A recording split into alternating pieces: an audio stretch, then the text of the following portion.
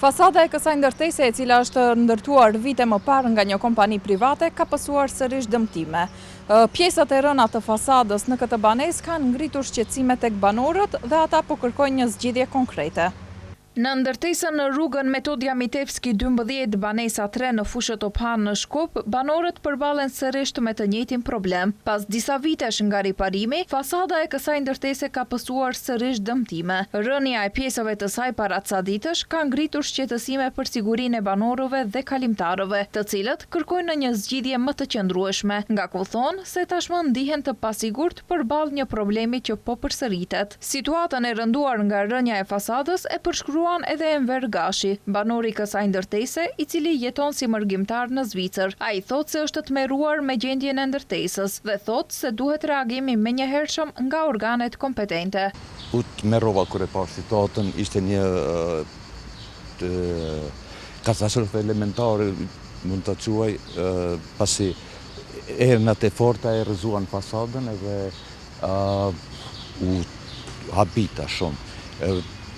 Pas 3-4 ditësh e kuptova, edhe me një fëqin timin reaguam me njerë, vendosëm një shenjë mos kalo, këtu, por nuk është aq efikase, presim diçka prej organeve komunale ose zjarr fiksave të reagojnë me njerë.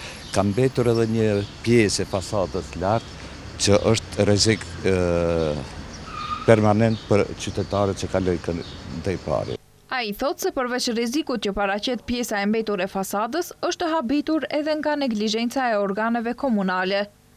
Po, rreziku ekziston pasi shihet qartë që fasada është e qartë, e qarë dhe lartë, dhe nuk dihet në çfarë momente mund të bie, në çdo moment, në çdo sekond, prandaj kisha apeluar që të mos kalohet të respektohet kjo shenjë përderisa të ndërmerret diçka.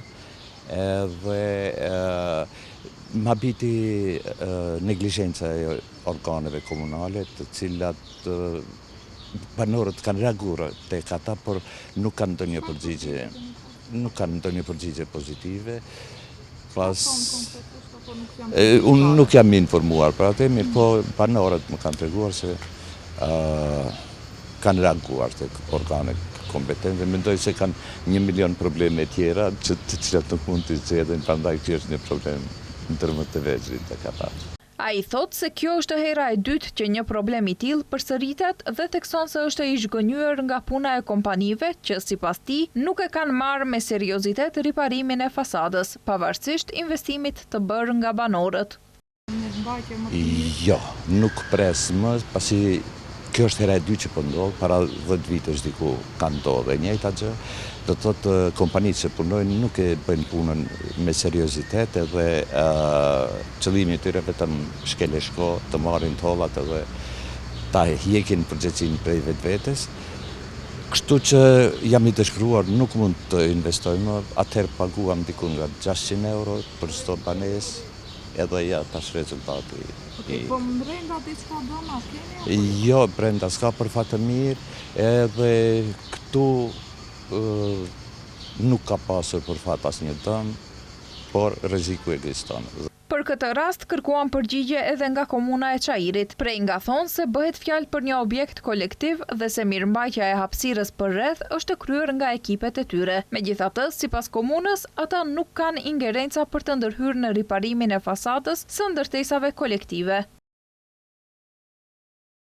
Shërbimet komunale kanë dalë në terren dhe gjatë ditës së djeshme është bërë pastrimi i materialit të rënë me qëllim eliminimin e rrezikut të menjëhershëm për kalimtarët. Sqarojmë se bëhet fjalë për një ndërtesë kolektive, ndërsa mirëmbajtja dhe sanimi i fasadës nuk është në kompetencë të komunës së Çajirit.